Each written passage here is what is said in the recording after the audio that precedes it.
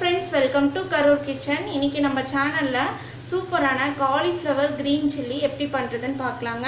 அதுக்கு நான் வந்து இன்னைக்கு மீடியம் சைஸ் அளவுக்கு ஒரு காலிஃப்ளவர் எடுத்து இந்த மாதிரி நான் வந்து கட் பண்ணி வச்சிருக்கேன். கட் பண்ணி காலிஃப்ளவர் வந்து சுடுதண்ணி வந்து காய வச்சு அதில் போட்டு கொஞ்சம் நேரம் ஊற வச்சு அப்புறம் நல்லா கழுவி எடுத்து வச்சிருக்கேங்க.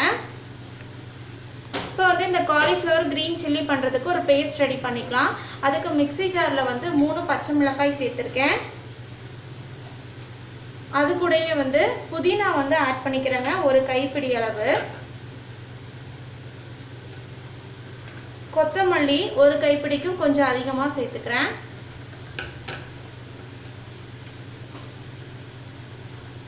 இப்போ இது எல்லாமே அரைச்சி நல்லா பேஸ்ட்டாக எடுத்துகிட்டு வந்துடலாங்க.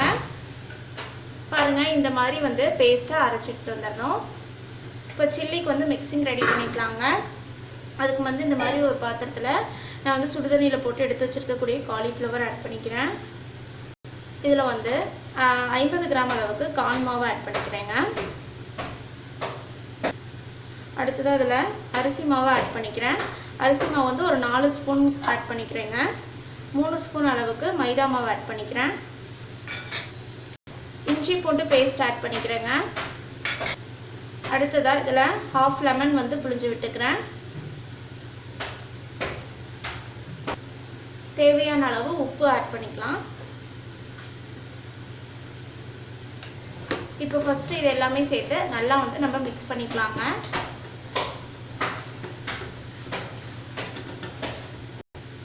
இதை நல்லா மிக்ஸ் பண்ணி விட்டுட்டு இப்போ நம்ம அரைச்சி வச்சுருக்கக்கூடிய பேஸ்ட்டை ஆட் பண்ணிக்கலாம். சேர்த்து நல்லா வந்து மிக்ஸ் பண்ணிக்கலாங்க.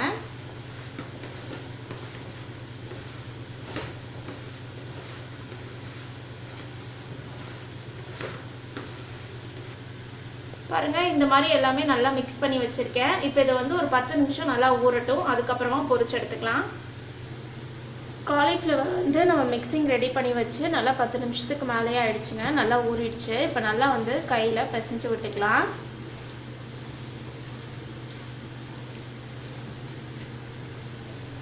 இப்போ வந்து சில்லி போட்டு எடுக்கிறதுக்கு ஸ்டவ் ஆன் பண்ணி கடாய் வச்சு எண்ணெய் சேர்த்து சூடாயிடுச்சுங்க. இப்போ இதில் வந்து போட்டுக்கலாம்.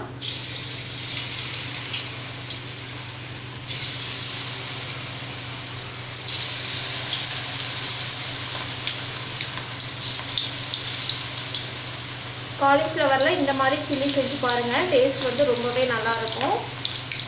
குழந்தைங்களுக்குலாம் வந்து கலர் கொஞ்சம் டிஃப்ரெண்ட்டாக இருக்கனால ரொம்பவே விரும்பி சாப்பிடுவாங்க.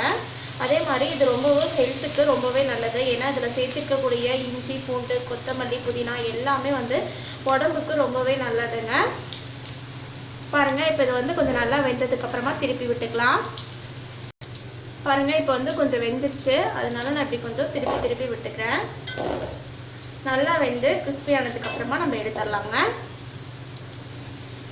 பாருங்கள், சில்லி வந்து இப்போ சூப்பராக வெந்துடுச்சு. கலரும் செம்மையாக வந்திருக்குங்க. இப்போ இதை வந்து நம்ம வடிகட்டியில் மாற்றிக்கலாம். இதே மாதிரி மீதி இருக்கக்கூடியது எல்லாமே போட்டு எடுத்துக்கலாங்க. அவ்வளோதாங்க, நமக்கு சூப்பரான காலிஃப்ளவர் க்ரீன் சில்லி தயாராகிடுச்சு. இந்த ரெசிபியை உங்கள் வீட்டு கிச்சன்லேயே மறக்காமல் ட்ரை பண்ணி பாருங்கள். ட்ரை பண்ணி பார்த்து பிடிச்சிருந்துச்சுன்னா எங்கள் கரூர் கிச்சன் சேனலை லைக் பண்ணுங்கள், கமெண்ட் பண்ணுங்கள், சப்ஸ்கிரைப் பண்ணுங்கள். அப்படியே கூட இருக்கக்கூடிய பெல் ஐக்கானை ப்ரெஸ் பண்ணிடுங்க. அப்போ தான் நாங்கள் போடுற வீடியோஸ் உங்களுக்கு உடனே வந்து சேரும். இந்த வீடியோ உங்களுக்கு பிடிச்சிருந்தா ஷேர் பண்ணுங்கள். தேங்க்யூ.